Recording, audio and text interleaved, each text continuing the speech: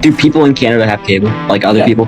We keep this up in the playoffs. I don't care. And at Chili's. Is it a Chili's? At Kyle's?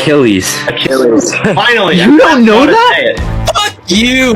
Get this guy the fuck out of here! Alright, well, coming in at number 5, I got Anthony Stolars.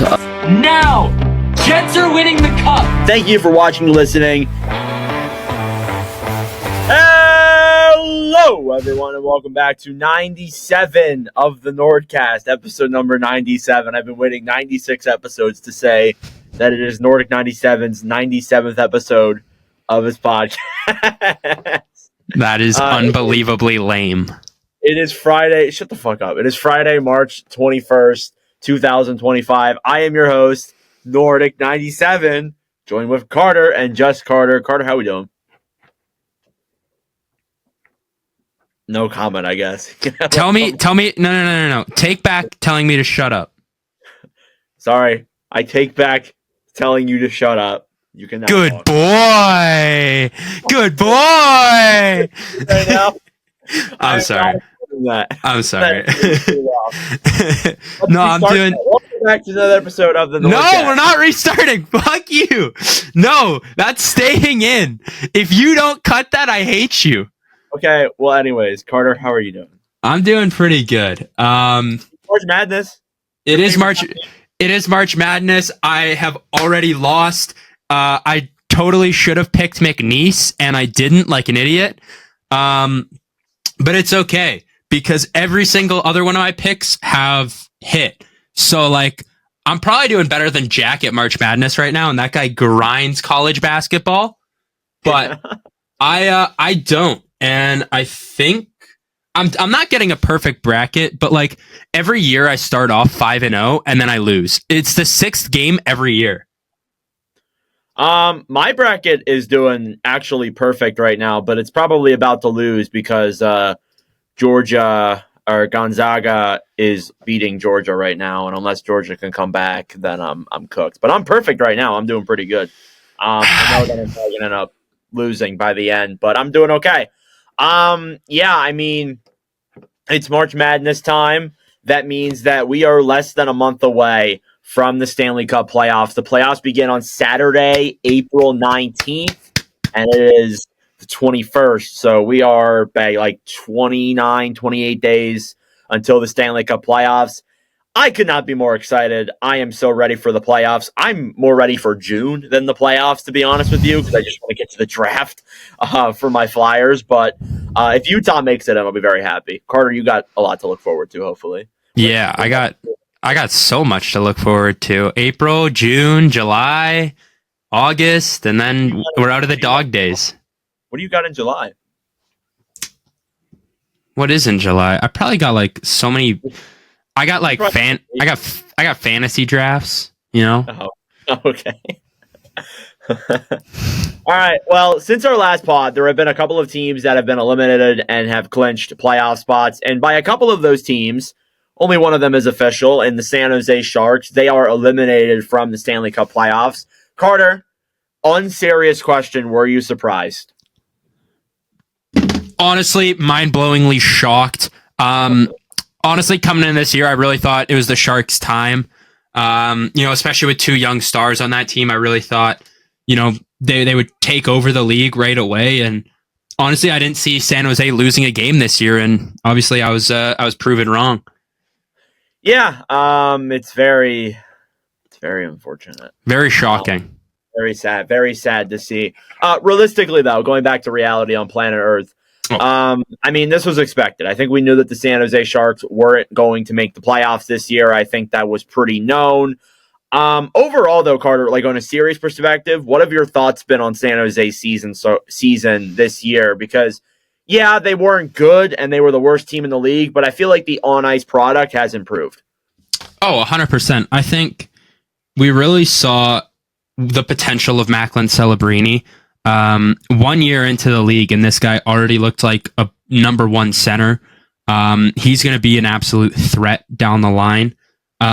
Will Smith started off pretty slow, but I'd say kind of throughout the last 2 months, or kind of like after the first 2 months, around that time, he started to really find his game and pick it up.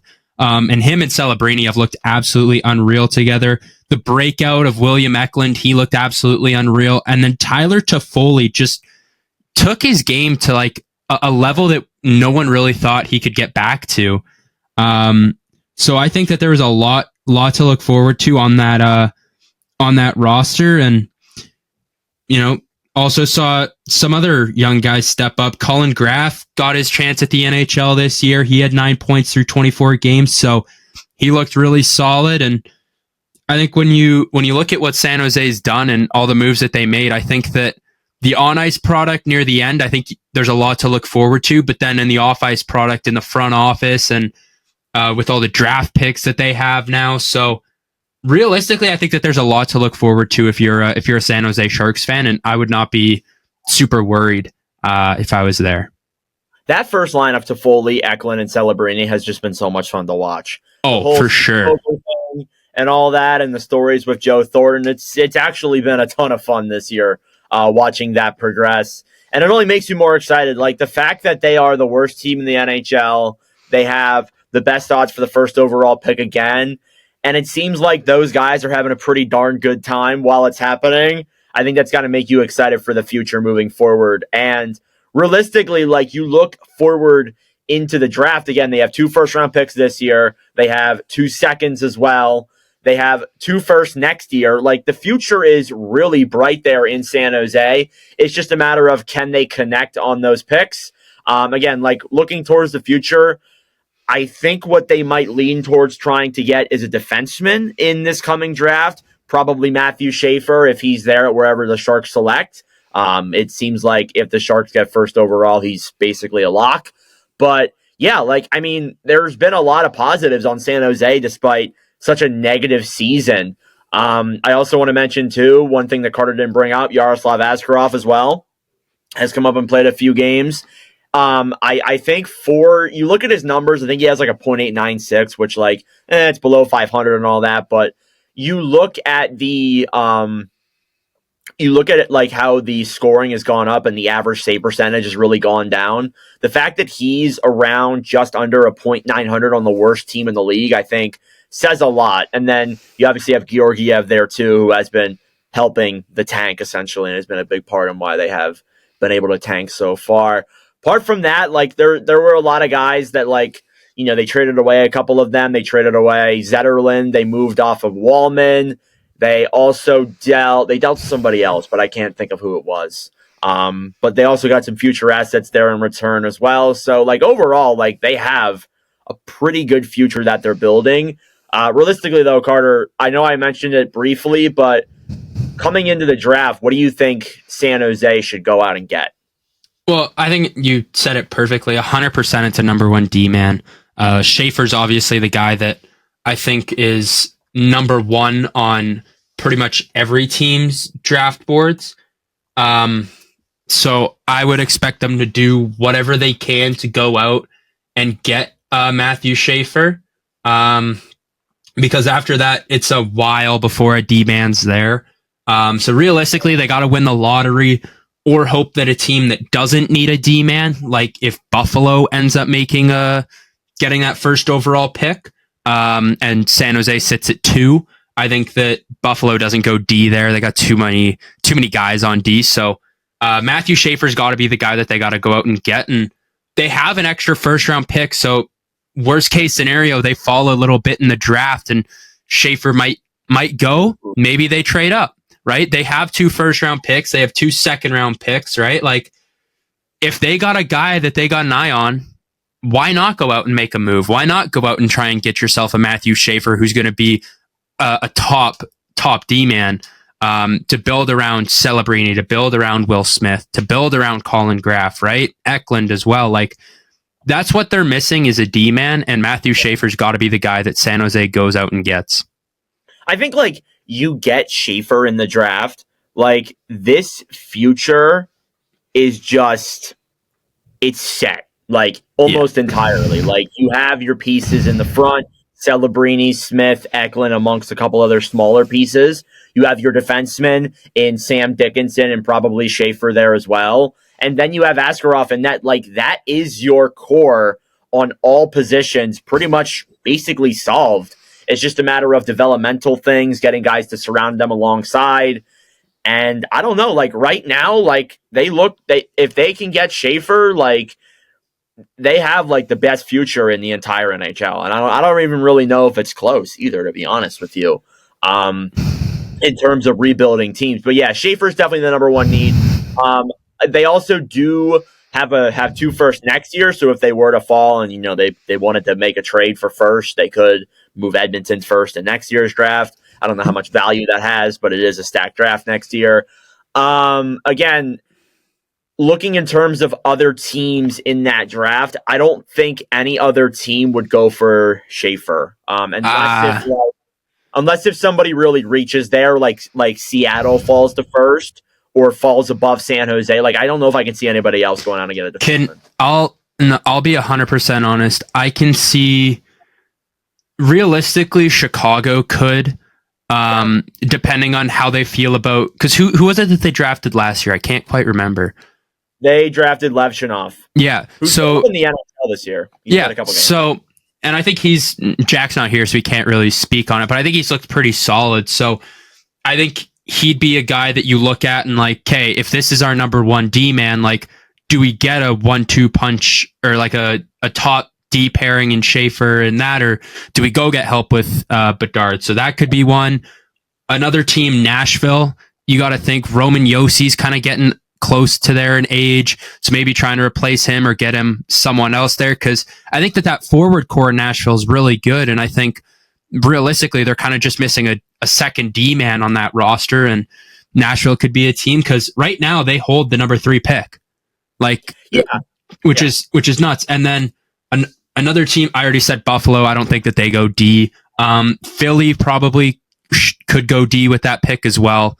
They're like, if again, like I did want to bring this up, the Flyers are like tanking hard as hell right now. Yeah, they're bad. They are just terrible since the deadline. They just can't score. I think if they fall into the top 4, maybe even top 3, I see a possibility where they end up at 3rd overall. I think if James Higgins is there, they got to take him. But if Schaefer is also there, they got to take him too. But I think, again, like Philly's a team that could be possible there too. I do agree. Like Nashville is known for drafting defensemen. I would not be shocked at the slightest if they went out and got Schaefer. Chicago, I see what you're trying to say, and this is a good transition. Any more thoughts on San Jose before we move on? No. Okay. So let's also transition to Chicago, and we'll stay with that. Chicago can be eliminated right now, the time we're recording this podcast, if they lose to the LA Kings tonight. So let's be honest, they're probably getting eliminated tonight. But I do want to stick with that. I think that this draft is very pivotal for Chicago. I agree. And I think it's very pivotal in a sense that they need to get some guys to surround alongside Bedard that are like, honestly, immediate impact players. Like if they have a position where they can get Misa, I think you got it. You have to go for it. You have to. Schaefer, I think, a little bit lesser of a possibility. I mean, if he's there, maybe. But the thing is like Schaefer's not out of the question with Chicago, because like that both sides of the ice there for Chicago is not very good, and it's kind of like, do we want to help the back end of Spencer Knight and everything like that, and get Levchinov a guy because we know Bedard can develop really well, and then free agency comes into play. And if it's like, one thing that I will say is, because the draft happens after free agency or before, right? Before. Okay, yeah. So it's different from the NFL, but it's like, because Mitch Marner, once the season ends, he's completely a free agent and you can talk to him, correct? Well, he's still under contract with Toronto until July 1st. Okay, so realistically, if you figure out a way and you're like, hey, we're in on Mitch Marner, right? Maybe you then pivot to, okay, well, let's say we do get Mitch Marner here. There's our guy to help Connor Bedard. There's not a huge need for us to take forward there. Let's go with Matthew Schaefer, or vice versa. We're out on Mitch Marner, and let's go get it. Let's go get a forward to help Bedard. So I think that realistically for Chicago, I think free agency is going to be one of the biggest questions. rather than the draft, but it's going to be about where they see themselves in free agency that'll determine their draft. I get what you're saying, but like for that sense, you like really have to rely on like Marner. I know that's the hard thing. Yeah, that's the biggest qualm with it, to be honest with you. Yep. I will say I lean them drafting a forward more just because I think the need for somebody alongside Bedard is bigger than getting a defenseman. I feel like in next year's draft, there's a couple of good defensemen in there that you could go out and get as well. So overall, like I think that for Chicago, again, as we said, like this is a very pivotal draft for them. This was a year where you clearly saw the frustrations with Connor Bedard and the issues at hand there.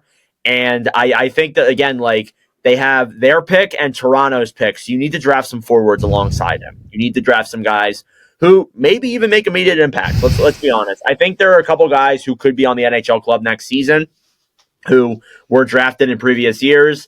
It's possible Oliver Moore makes the jump next year. Forgetting the guy's name. I think Boisvert probably go. I think he's in college right now, but I think Oliver Moore could be a possibility of a guy that goes to the NHL.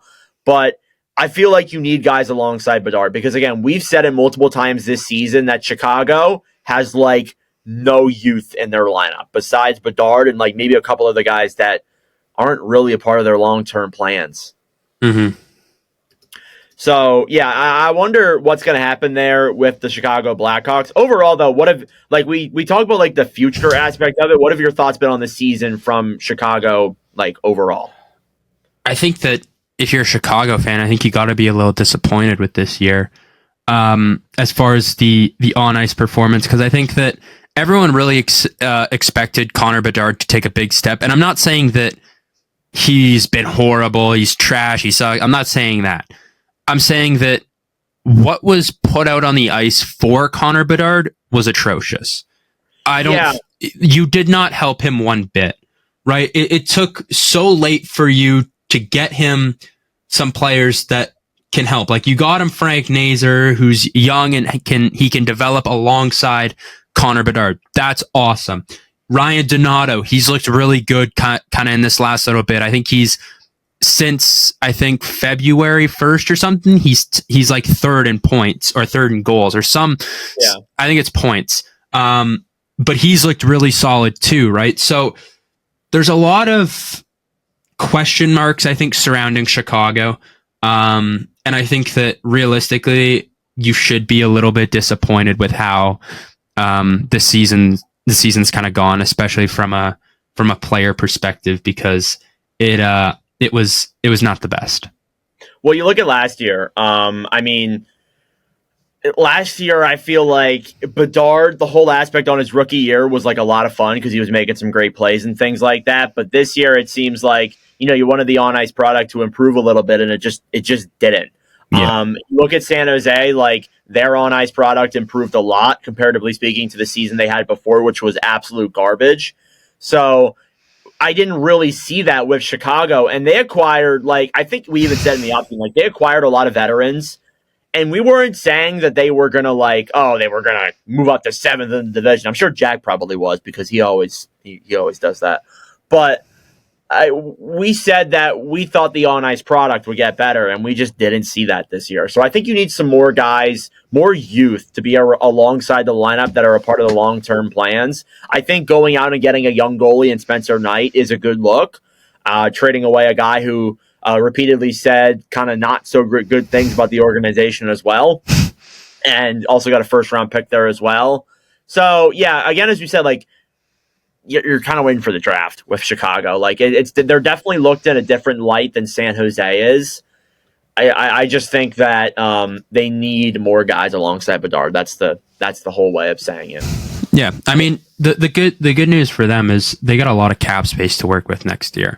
They got $31 million to work with, but you also got to think that Bedard's going to have to get paid soon. So I think that guy's going to get a big old contract, even though he's not had the craziest production so far.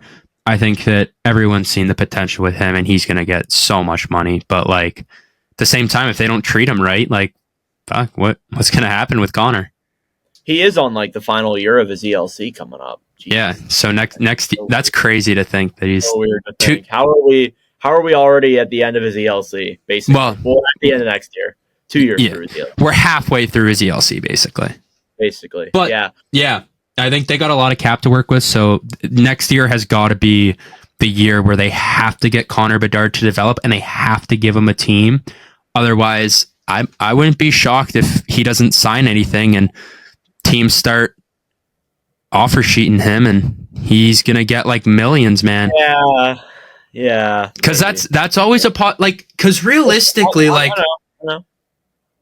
if they don't give him any good on ice product, like, he doesn't have to sign with what Chicago's offering, because teams will offer him more. Yeah, you are right. I don't know. I can't say I see it, but like I can understand it. It's so far away. Yeah. For me to even, like, but still, I'm gonna throw that out there because if it happens, it happens, and Jack's gonna kill me.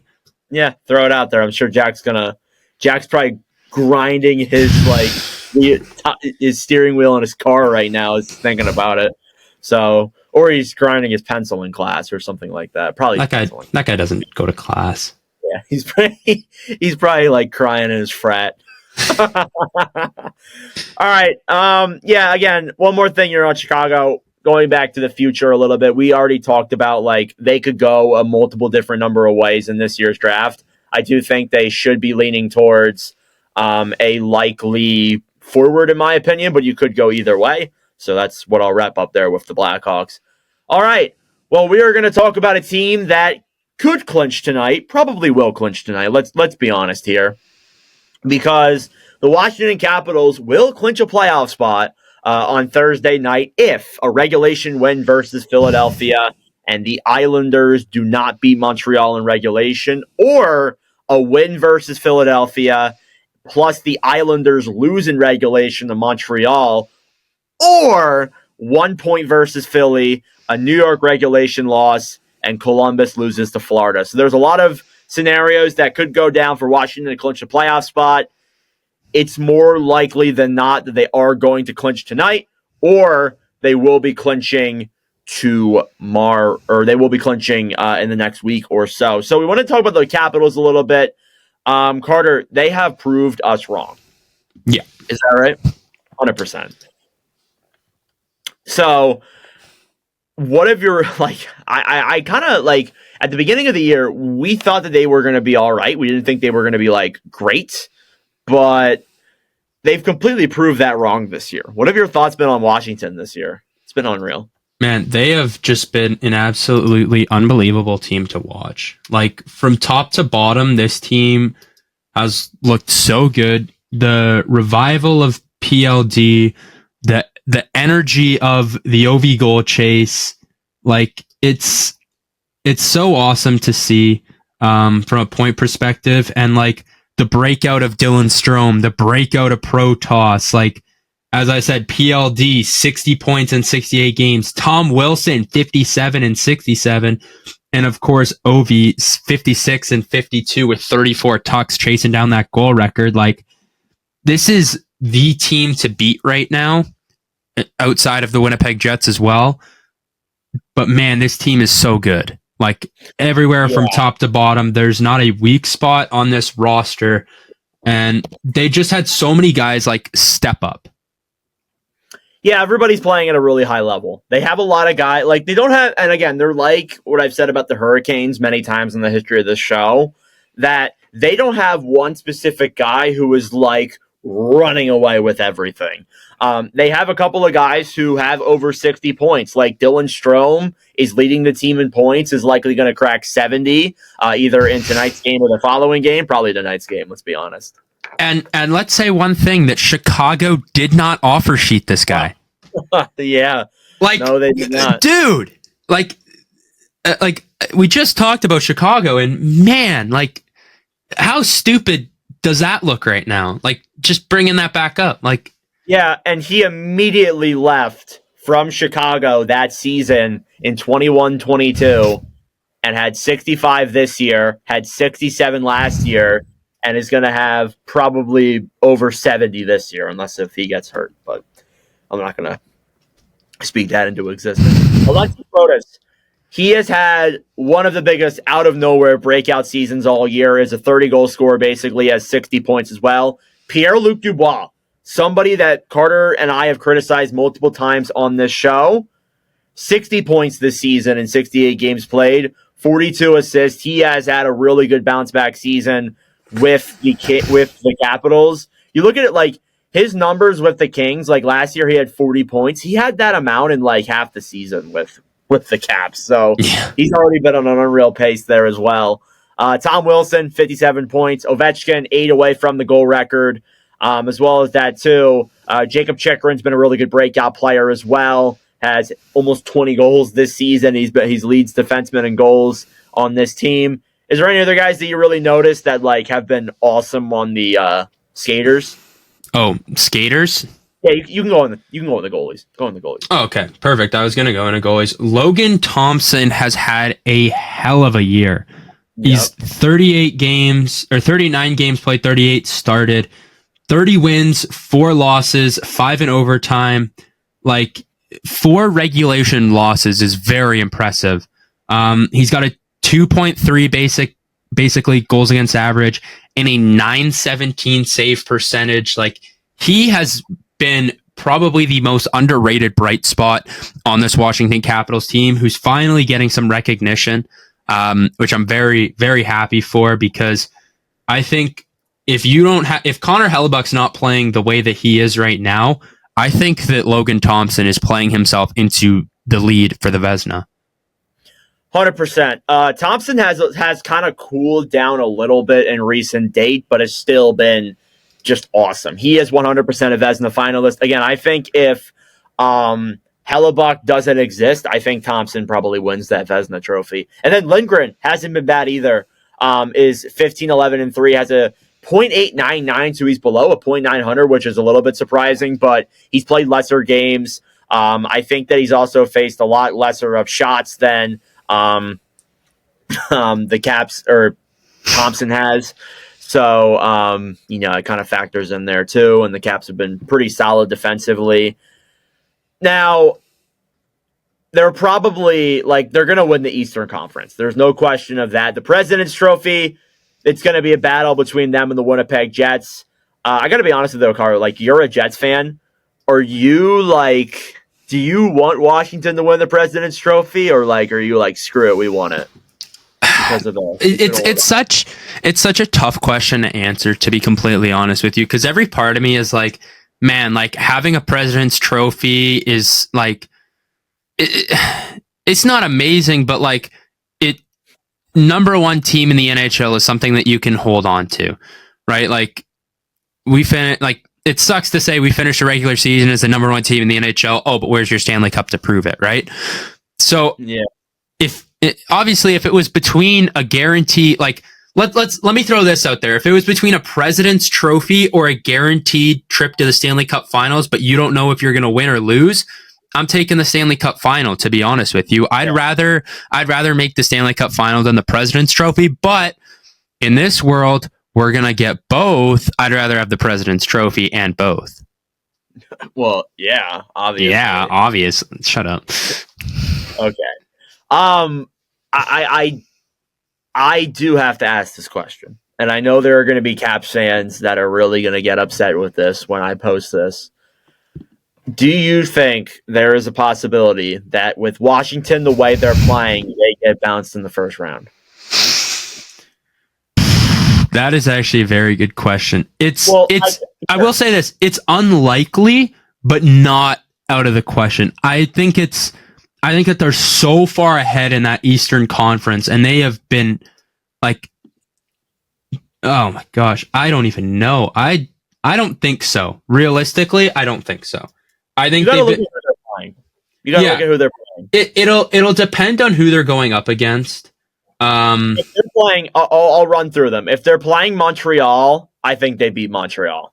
I think they pretty easily handle Montreal. If they play the Islanders, they easily beat the Islanders. If they play the Blue Jackets, they probably beat the Jackets. If they play the Wings, they're probably beating the Wings. If they play the Sens, might be a little bit closer, but I think they probably edge out the win there against the Sens.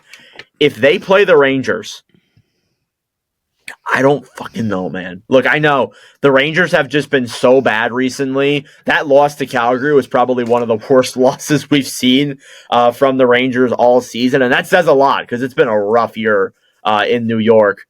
But if they play the Rangers, I just don't know if playoff Igor Shesterkin. Yeah, Igor's a different breed there. I'm going through some of their losses right now, and they haven't beat the Tampa Bay Lightning, which is a potential team that they could face as well. Very unlikely, but there's a slight chance if Ottawa gets hot and Montreal gets hot or whoever else.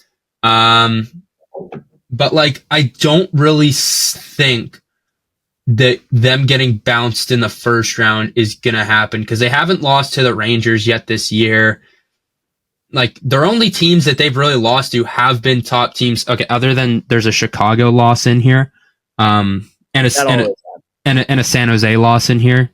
Huh. So, besides that, all of their losses have been close games against some really good hockey clubs. One of them, of course, being the Winnipeg Jets. Which I will say they play in a little under a week now. So they play next Tuesday, I'm pretty sure. So that's going to be a game to watch in Winnipeg. So I might see if I can go to that one because that could be a freaking good game. Well, do you remember the last time they played each other? That game was like... That was a 5-4 overtime win for the Jets. Yeah, that was a really good game, though, by both teams. It was a well played. Yeah, and both teams were really good at that point too. And it's not like either team has cooled off. Like the Jets have kind of cooled off, but I mean, still. Well, the Caps went through a little bit of a stretch where they were kind of cool a little bit. So, yeah, to be honest, I think that it's not like, you know, it happens. It's an 82-game season. The only reason why I brought that question up is just because all of these Capitals players are playing at just such a high level that they're not used to. And it just makes me a little bit worried about what could come in the first round if they just get completely stoned by the Rangers or, you know, maybe they do get upset by Montreal or something like that. I'm not saying that will happen. I don't think it happens, but I think it's something that is definitely worth bringing up. You said, like, there aren't any weaknesses on this team. I believe that too. Again, like I said a lot during the trade deadline and talking about Washington that they really didn't need to do anything.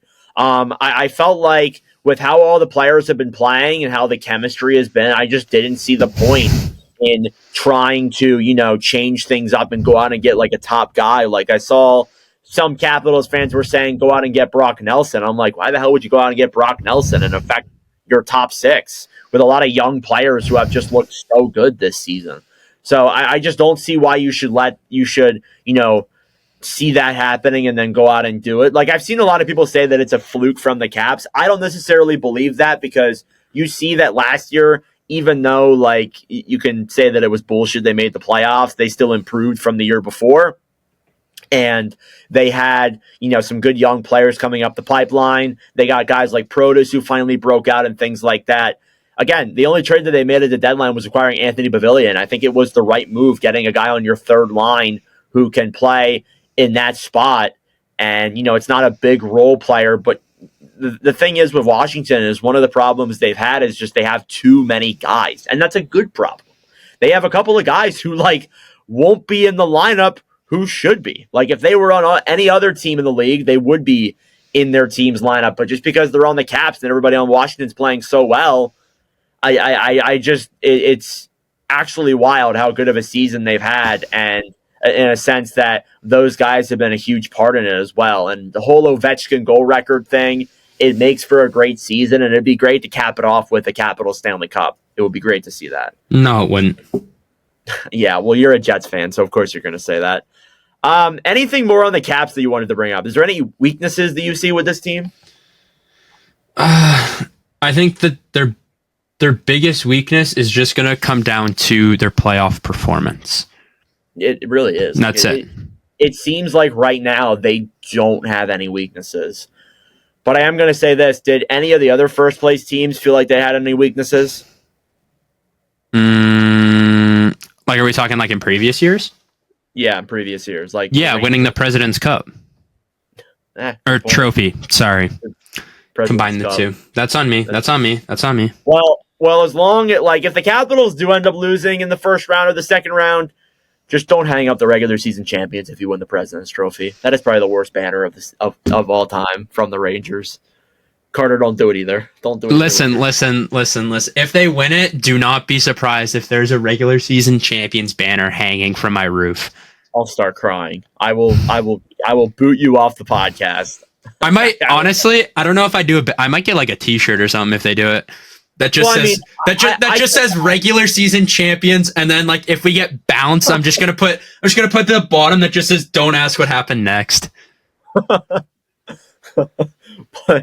regular season champions, they put in parentheses, lost in round one. We're gonna get into that here in a little bit, but I did want to stay in the Eastern Conference. The Montreal Canadiens, Carter. They went through a little bit of a point in time where they looked like they were doing really good. And then they had a point where they kind of fell off a little bit, and now they're back. They play the Islanders tonight, and if they win, they will have games in hand and be 3 points above the playoff line with about 10 games to go. That is very impressive. I cannot believe it, to be honest with you. I had the Habs 8th in the division, and I said, not because they are bad, but because this division is just such a shit cluster of we don't know. Like, we knew like what the top 3 or 4 teams were going to be.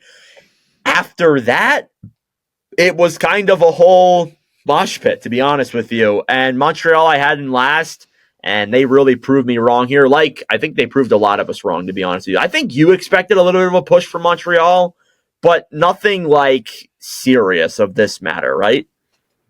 Yeah. So my kind of thing was I think I've said this for the last like 2 years on the pod. I said it's got to be their time, and like because this team has so much potential, is so young and so good that like man, there's got to be like something's got to happen with this team. And it finally happened. They finally clicked. I don't know. Probably Lane Hudson helped so much on that back end because their D-core was not very good coming into it. And they've just completely turned it around, led by Nick Suzuki with 70 points through 67. Cole Caulfield, he's got 33 goals. There's a chance at 15 games he needs 7 goals, and he could get 40. I think that he probably will. I think that there's a good chance he gets 40. And then Lane Hudson has just been an absolute passing machine. 5 goals, 48 assists. Like, just been really good. And then Slavkovsky is having a little bit of a better year. Finally, after all the bust comments and everything like that. Like, what's up? Yeah. He struggled in the first half. I think you meant better second half because last year he was getting rinsed. That's what I'm kind of saying. Is like last year he had a little bit of a better year, but like his first year was bad. His second year was a little bit more of an improvement, and then this year he started off slow, but he had a much better year. So I still think the potential is there with Slavkovsky. I think that he's a more developmental player. Like, you got to remember, he was like a raw first-round pick, like a raw talent. You saw him come in his first season. He fought a lot, was actually in the AHL for a little bit, I think. Then he got injured. Last year, had a really rough second half, had a really rough first half, had a really good second half. And this year, it's been I think he's gotten a little bit better. Just it still is developing with a guy like Slavkovsky. Everything else, though, has been unreal. Hudson has made an insane impact on what was looked at before as a terrible blue line. That blue line was not good before Hudson came in. And I think, at least on the offensive side of things, he has really kind of changed everything on that Montreal back end. Now, defensively, you can get into the conversations and all that, and I'm not here to get into that. But he has been providing a lot of points, and the points are really what matters, to be honest with you. So overall, I have loved how Hudson has looked. I got to ask you, Carter, do you think he wins the Calder? Hudson? Yeah. We're going to get into this next episode, by the way. Yeah, it's definitely. I'll go. We'll do a little bit more on it next episode, but I think that he is probably right now the front runner or number. He's tied for second. Yeah, I think that's got to be there as well. But yeah, overall, like, just the Canadiens have. It's been an incredible stretch, and like I speak for a lot of people saying that like we didn't think they would be in a playoff spot. Like we knew the on ice product was going to get better. We thought that was going to happen, but did not see this coming at all. Now, the advantage for the Canadiens is they have a pretty average schedule remaining. They're ranked 17th in strength of schedule. They got some pretty bad teams still up in the tank for teams they need to play still. As for like other teams like Detroit, really difficult schedule moving forward. The Islanders, who they play tonight, really difficult schedule. Columbus and the Rangers are also above them too. Like just about every team that they're battling with has a harder schedule than the Canadiens, so that puts them in a really good spot moving forward with the Canadiens there. Overall, like, Carter, do you think they can make it into the playoffs? Like, do you genuinely think that they can? Oh, 100%. I think that, I said last episode kind of my picks for who I think would make it. I completely forgot that Montreal had so many games in hand because, like, they're tied with the Islanders in games right now with a 3-point cushion. And if they win tonight, and obviously the Islanders need to lose, and I think if we see a Islanders Columbus loss and a Montreal win, I think that Montreal will make the playoffs. Like, I think that having a 5-point cushion on teams that are at the same game amount as you, and if the Rangers play today, like, I'll just talk about it as if I'm going to talk about it as if like they don't play and just their point in games just aren't going to change after today. But like having another 3-point cushion with a game in hand on the Rangers would also be something good, and take into account they win, that 2-point cushion is still there, or that 1-point cushion still there with the 2 games at hand. If they lose, you got a 3-point cushion with 2 games in hand. So this is a must-win game for Montreal, I think, to really start putting stress and pressure on the 2 New York teams and Columbus, and then Detroit as well, because they're still kind of in it. But it's a very tight race right now, and Montreal's really got to start. They got to win this next game, and I think that they should have a nice grasp on that last wildcard spot. Yeah, 100%. I honestly think, like, of the teams that I see, they should get in. Like, I mean, Columbus has kind of fallen out of things recently. They've lost 4 games in a row. Detroit, only 2 wins in their last 10. I think the Canadiens deserve to be in it. Every other team has just, like, been really inconsistent and has struggled. I think 100% it should go to Montreal there in that spot. It's just been a really exciting season from them overall. Again, I don't really know what they do in the playoffs. Like, I mean, they play Washington. I think we said, like, they're going to probably lose. But hey, I mean, getting into the playoffs it's a huge step for this Canadiens team moving forward. And it shows that, like, how many years were they out of the playoffs? 21, 22, 22, 23, 23, 24. And then if they make it this year, that's only 3 years out. Like, some of these other teams they're with alongside, like the Sens haven't been in the playoffs in like 7, 8 years. The Red Wings haven't been in the playoffs in almost a decade. Like, if you get in before all of them, Jesus Christ, like, that just shows that it has been a masterclass from Montreal building this team from the ground up. They did have an advantage, though, with Suzuki and Caulfield already pretty much being there, and that's, like, their core. But, yeah, overall, just, like, a really, really good spot that the Montreal Canadiens are in right now. Any other storylines from the Eastern Conference you want to talk about before we move on to the West? We got some stuff in the West to talk about. No, I got nothing. Nothing on the Flyers and how they're just absolutely terrible? We don't really need to discuss that. That's going to be next episode's topic. All right, let's move into the Western Conference. So there's really not a lot of headlines in, like, the teams that are in playoff spots. There's a lot of headlines for teams that aren't in playoff spots, or some of them maybe are. The Vancouver Canucks, the St. Louis Blues, the Calgary Flames, and the Utah Hockey Club, all 4 of those teams are battling for the second wild card spot right now to play projected the Winnipeg Jets. So this is going to be a little bit of a discussion here from that perspective about who Carter wants to play. But we're going to go into all four teams here. First off, Vancouver, 32, 25, and 11, 75 points. They play tonight against St. Louis, who is 34, 28, and 7 for 75 points as well. Whoever wins that game will go into that second wildcard spot, and they will have, or actually, no, never mind. They won't have a game in hand. But it shows that there is a very big game here, a very pivotal game tonight in the Western Conference race. First off, though, Carter, what are your thoughts on Vancouver throughout this season? Do you want to play them in the first round? We just lost to them 5-2, so I'd rather not. No, I'm kidding. Yeah, I mean, they've had definitely an underwhelming season for sure. Coming off of a second round heartbreaking loss to the eventual runners up of the Stanley Cup. Definitely sucks for Vancouver fans, but I mean, with all the drama that they've gone through, it's really like crazy that they're still fighting for a wild card spot, but this team is still good. And, you know, it was all the questions between JT Miller, Elias Pettersson, who are they going to trade? They move on from JT. And then it's, can Brock Besser come back and he start performing again? He scored last 2 nights ago against the Winnipeg Jets, and he got his first in however many games it's been.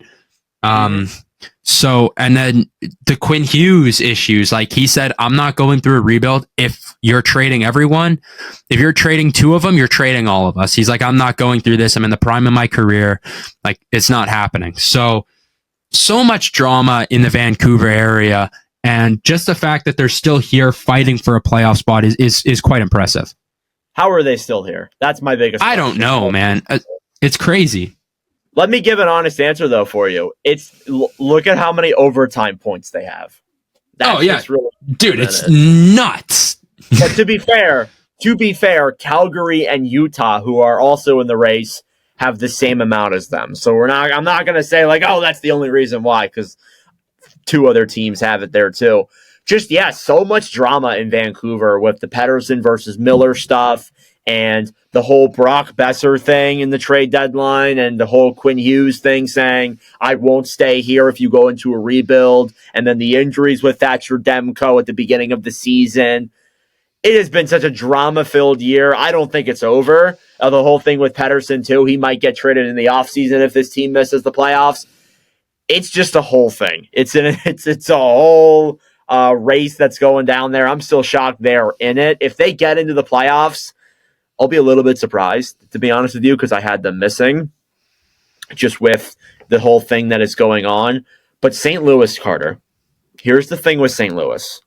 They have one of the easiest schedules in the NHL moving forward. They have about, how many is that? 69. 82 minus 69 is 13. 13. You're not good at math. It's okay. All right. They have 13 games left in their season. You know how many of those teams they play that are above the playoff line? I'm pretty sure I have this right. Well, you didn't have your math right, so I'm not going to be too sure on that. I'm going to say it's like 3. It is 3. Or 4. Oh my gosh, I'm so good at this. 3 or 4 are teams that are above the playoff line. Outside of that, a lot of the teams that they're playing are teams that are not that great. Like, I see Detroit on the schedule, Pittsburgh's on the schedule, Seattle is on the schedule at the end of the season. You also have Nashville twice, Chicago as well. Those are some pivotal points for the St. Louis Blues. And as well as that, too, they're rolling. 7-2-1 in their last 10, 3 wins in a row. I mean, we've talked about St. Louis a couple of times this year, like with Jim Montgomery coming in as the head coach. They traded for Cam Fowler. What have your thoughts been on this season so far for St. Louis? And, like, do you think they have the best odds of getting in? That's such a tough question. I mean, realistically, they've been really good this year. Kind of hovering around what most people expected-ish to be around the wild card. I kind of expected them to be a little lower, so they did kind of prove me wrong. But I think that this is a good season for them. In a sense, a little bit. I think you might have expected a little bit more. A rough start, really. So kind of sucks for them. As far as them being the favorites, I'm gonna say no. Ooh, really? I think that this is gonna come down to Vancouver, Calgary. Okay. I think that's going to be my thought. I think it's going to come down to a team from the Pacific. However, I would not be shocked if St. Louis gets in. Well, that being said, let's talk about the Calgary Flames. 31, 25, and 11 for 73 points. They are 2 points back of Vancouver and St. Louis. I believe they do play tonight. I'm not sure who they play, but they do play tonight. What are your thoughts on Calgary this year? A very big surprise. I didn't really expect for Calgary to get into the playoffs either. And they might even get into it as well. But a big part of that has been their guy in goal. Yeah. Dustin Wolf just been absolutely unbelievable. He is the guy that I was referring to as the other one for Lane Hudson. I think Dustin Wolf has had a tremendous year, especially if Calgary can get in and fight for a playoff spot. It's Dustin Wolf who's going to help provide that. But at the same time, Lane Hudson's also the reason that they're getting into it. So I'm going to dismiss the Calder talk for right now, but Dustin Wolf has been playing like a top 2 Calder performer, and he's looked absolutely unreal. On top of that, the rest of the Calgary team has been really good. Huberdeau, he's not up to like his Florida stat line, but he's been pretty good, 50 points in 67 games. And then an almost identical stat line is Nazem Kadri, who has 50 points through 67 games. Just their goals. Huberdeau has one more goal than Kadri, and Kadri has one more assist than Huberdeau. So it's kind of really funny to see that. And then Mackenzie Weegar's been really good on that back end as well. And then also, of course, the ads of Morgan Frost, Joel Farabee as well have been some guys. But I think that, you can't shy away from the fact that Dustin Wolf has just been absolutely unbelievable. A 262 goals against average and a 912 save percentage as a rookie is very well, and he's played 41 of the games. So very impressive. Let me ask you something. No. Look, I know you want to slay away from like award talks. Could Wolf be a Vezina finalist? Because think about it. You got Hellebuck, you got Logan Thompson. Who's the third? Like if Calgary gets into the playoffs. I'll be honest. I think it'll be Vasi. He's had a really good year too. He's got a 920 save percentage and a 224 goals against average. I think it'll be Vasi, Thompson, and Hellebuck. Yeah, as the finalists. Is it crazy though to think that? It's not too crazy, but at the same time, I think that there's been a lot of other goalies who have played extremely well. Like Wolf's in the top 10 for goals against average, or in save percentage, sorry. But then as far as goals against average, he's not really there, but he also does face a lot of shots. So yeah, I mean, let me take a look at who's faced the most shots. As far as him facing the most shot, he's at 17th in shots. And he's played about 6 to 10 games less than a lot of these guys, but he's down by shots by like 300. So it's not too crazy to say that he's in it, but I definitely wouldn't expect him to be a finalist based on this season. Okay. I don't think it's that crazy, to be honest. If Calgary makes it into the playoffs, I don't think it's that crazy. And then you got Utah. Utah just a couple more points behind. They're 4 points back of Vancouver and St. Louis, 30, 27, and 11. Great season from the Utah Hockey Club. I think the injuries really kind of wiped out what Utah's hopes were with the injuries of Dursey and, suffering some other injuries throughout the year and just some inconsistencies with the team. I do think, though, like, above all, it has been a solid year for the Utahns. And I think that, like, honestly, I didn't really have many expectations heading into this year as a Utah fan. what were your thoughts on like Utah's season so far down the stretch? I think it's been impressive. I think that they were kind of a team that had a lot of question marks coming into it of the relocation, how much that's going to affect the players. Their young guys stepping in, how are they going to do? Dylan Guenther, will he live up to his contract? Can Clayton Keller still help carry this team? And then goaltending as well. Yeah, there's definitely a couple of the questions that are still needed to be had, but I overall I think that for the Utahns, it's been a pretty good year. I would love to see them in the playoffs. With my Flyers really struggling, I am a former Coyotes fan, I got to say that. I think that seeing Utah get in would be great to see. Now that we've gone through the 4 teams that are right now contending for it, I got to ask, first off, which one do you think gets in of the 4? I think I said it'll be between Vancouver and Calgary. I think it's going to be one of those two. Realistically, I think it'll be Vancouver, just based on Quinn Hughes being able to help carry this team. Just what he's done has been very impressive. And then I think Pettersson and Besser have really started to step up a little bit more. So I think it's going to be Vancouver who's going to get in.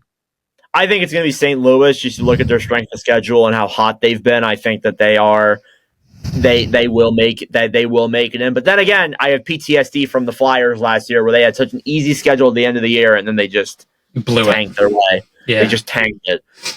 Now I'm going to ask you another question. Rank these teams from 1 to 4. Which one you want to play the most in the first round as a Jets fan? Start off at number 4. What team do you not want to play the most? St. Louis, I think. St. Louis would probably be the team that I'd say. Let me see who we've kind of lost to here.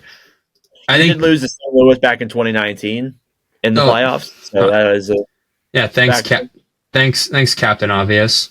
All right, yeah, I'm just saying. I don't know, honestly. I think it would be Winnipeg. Man. I'm really trying to think. I think St. Louis won. We've lost to, I think, almost all these teams. St. Louis won. I think Vancouver 2, Calgary 3, and Utah 1. Like who you want to play Utah the most? I think I'd want to play Utah most. I think that team has not been in the playoffs in a long time. I think it'd be a good kind of feeling for them. But at the same time, I could also be completely wrong because they haven't been in the playoffs before. There's going to be so much energy going around, so much energy in Utah in that building. So, yeah, that's kind of my thoughts on it. Okay. I'm really worried about, like, for Winnipeg, I'm worried about Calgary if they get in. I feel like Dustin Wolf would just steal a game or two, to be honest. You're not that worried about it, but I'd be worried about it there, too. St. Louis, definitely, like, I wouldn't want to play them either. I think they're the best team of those 4. But, yeah, right, it's really come down to a pretty competitive and interesting race for that second wildcard spot in that Western Conference. Let's move into some other news around the NHL. The NHL had a GM meeting where they discussed some numerous topics along with extra overtime minutes and goaltender interference. The extra overtime minutes meaning that they would extend the overtime not up to like 10 minutes, but probably to like 8 or 9 minutes. So that was something that we were seeing in the cards of a possibility. I got to ask, Carter, what are your thoughts on expanding the overtime?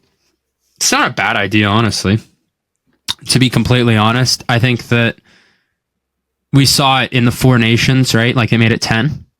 Mm-hmm. Yeah, I think it allows for not having shootouts, and I don't like shootouts that much. I think they're great, but I'd rather see more overtime.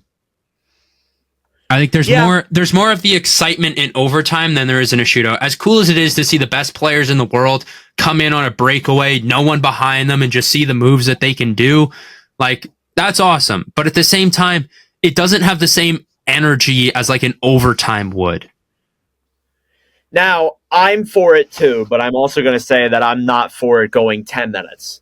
I'm fine with like 7 or 8 minutes because you do a full extra 10 minutes. That's like an hour and 10 minutes worth of hockey that a team would play on a night, possibly. So I would say that I think 7 or 8 minutes is a little bit more fair. I think the players will be okay with that too. Gary Bettman has come out and said that he is not okay with changing the overtime. He thinks it's fine. He also said, and this I forgot to bring up, he is not changing the playoff format either. So it's going to stay the current 1 seed versus 8 seed. I don't know what your thoughts are on that. I don't think we discussed that. It's yeah. 1v, you know what I mean. Yeah, no, I know what you mean. I think that we should go to a 1 and 8. I think that that'd be really good. I think you take the division winners, put them at the. I think that you should do division winners at the 1 and 2, and then 3 through 8 is the rest of the field. So you would do.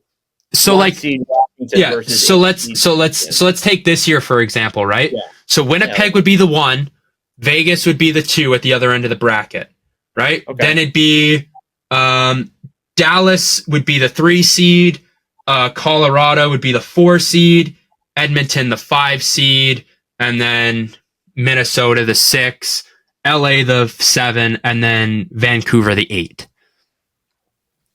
Winnipeg plays Vancouver. So it'd be Winnipeg, Vancouver, Vegas plays LA, Edmonton and Minnesota, or Edmonton and Colorado.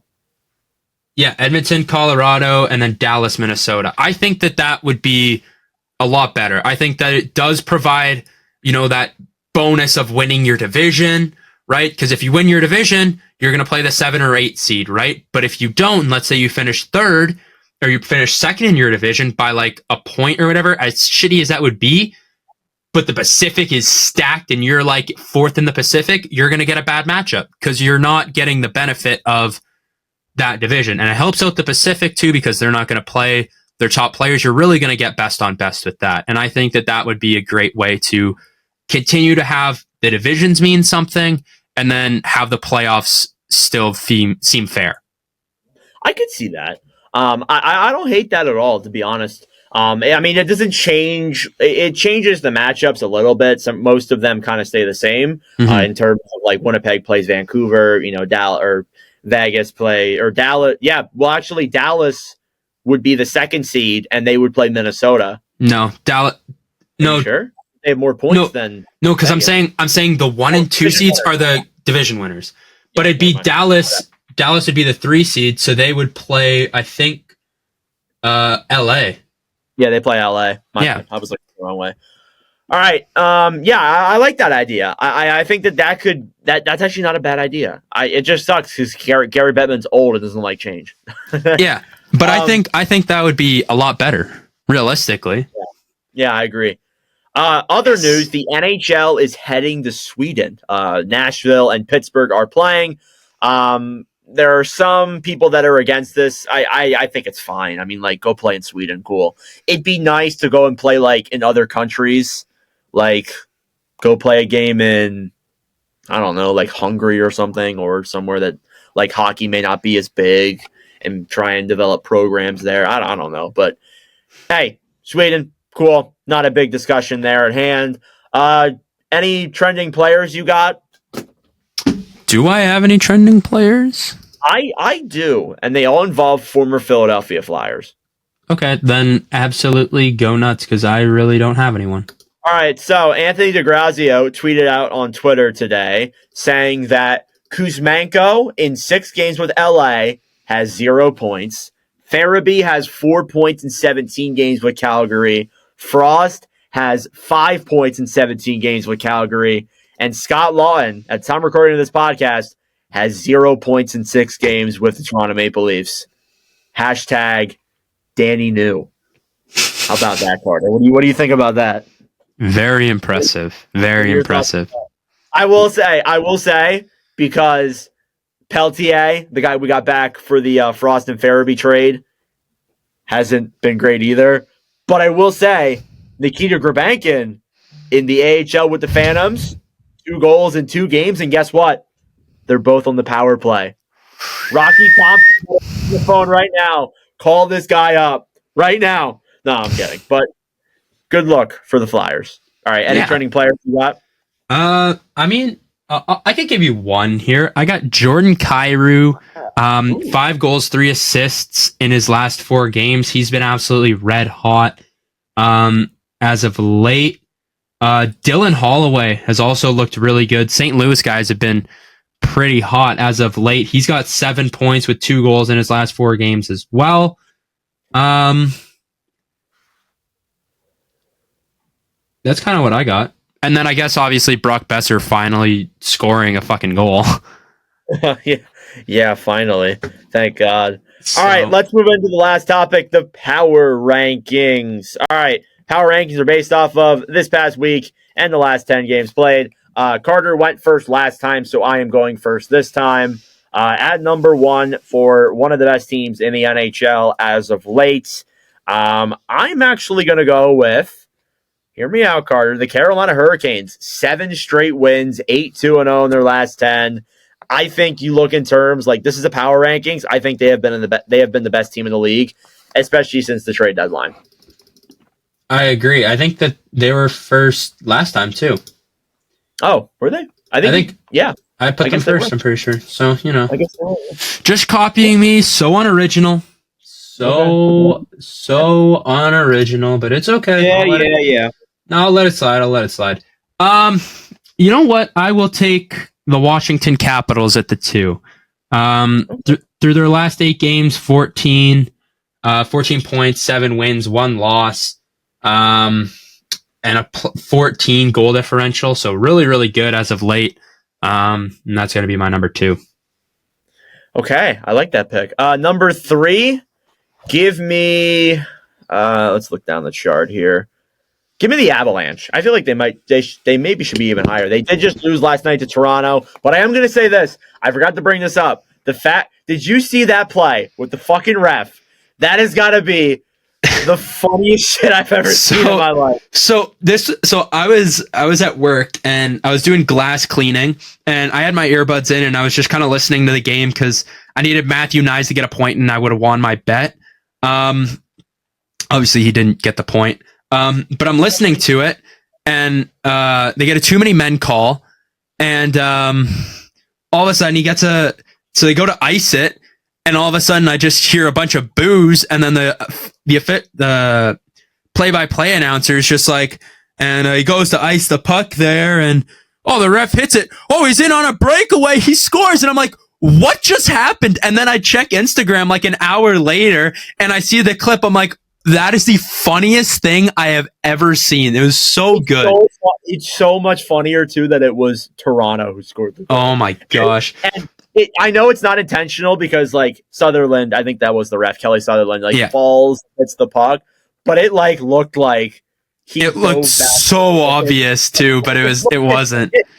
It wasn't, but it looked so I think my favorite part was I just heard the fans just booing like crazy. And I'm like, what on earth could they be booing about? And then all of a sudden I just hear, and it hit the puck. And then the boos go to cheers. And I'm like, what the what? So the Toronto refs did end up winning the game 2-1. So that was the game winner. That was a game-winning goal. It's so funny. Funny to me. So funny. But anyways, the Avalanche are at 3. Carter, who you got at number 4? Oh, number 4? Give me the Ottawa Senators. They've been really good as of late, too.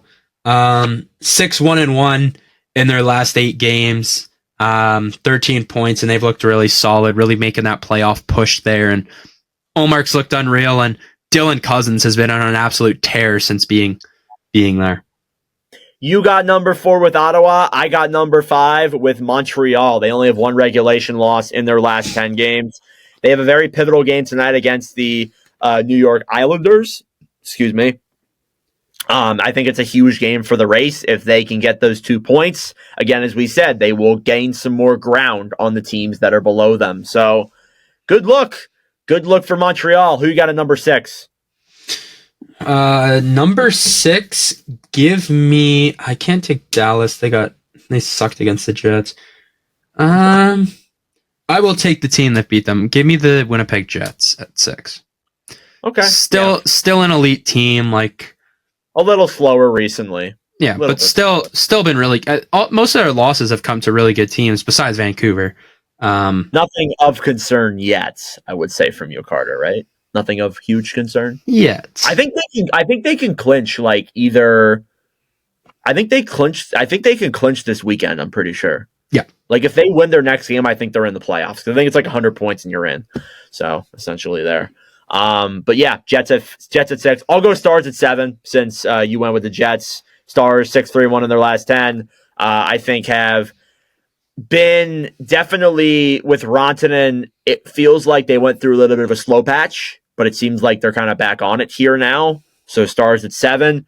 Number 8, what do you got? I got the St. Louis Blues. 5-2-1 in their last 8 games. They've been really good, scoring really a lot as well. 30 goals within those 8 games too. So very impressive there. That might be the first time that they're in the power rankings this Probably. year. Might be the first time for Montreal too. No, the Canadiens have been on. I'm pretty sure. Have they? I don't know. I don't believe it. Remember they went on that stretch where they were just good. Yeah, I don't really care. I'm gonna say this is the first time. Number 9, my last pick. I'm gonna go. I'll go with Tampa. 6-3-1 in their last 10, 2 wins in a row, and then finally Carter at number 10. Who do you got? I will be taking the LA Kings. All right. 5 wins in their last 8 games with an overtime loss. And as you know, Quentin Byfield with the 5 big booms. Yeah. He actually could go as a trending player because he has actually been pretty good. He could. He scored like 5 or 6 straight games with a goal. Very impressive. Yeah. He's looking hot. I will give that the 5 big booms. He's looking what? Hot. Hot. Anyways. All right. That's it for this episode of the NordCast 97 in the books. Thank you for watching or listening. Carter, any final thoughts? Actually, who do you got winning March Madness? We'll go with that. I have Duke. I got Duke. I think 25% of brackets on ESPN have Duke, so I'm kind of like stressing about that. But like, I have Florida, so no, that's so lame. I will say though, my underdog pick is Kansas. Yeah, I like Kansas there too. I had them going to the semis, I'm pretty sure. Yeah. And they're losing. Great. I had a bracket where I picked Georgia to win, and they got absolutely killed by Gonzaga. Oh. Yeah, so that is depressing. Pretty, and I was doing so good too before then, and then that completely screwed up my bracket entirely. So yeah, that's it for that. Anyways, that's it for the NordCast. Thank you guys for watching and listening. Go Gators. Go Gators, go. I have the percentages. 25% picked Duke, 21.3% picked Florida, and then 10% picked Auburn. So pretty cool there. All right, that's it for the pod. Thanks for watching or listening, and we'll see you in the next one. Thank you guys so much for watching or listening to yet again another episode of the NordCast. If you enjoyed, please subscribe down below or follow us on Spotify and Apple Podcasts. If you want to follow us on TikTok, we are at NordCast. If you want to follow us on Instagram or Twitter, follow at NordCast_. That'll do it for this episode. I'm Nordic. Thanks for listening from all the crew, and we'll see you guys in the next episode.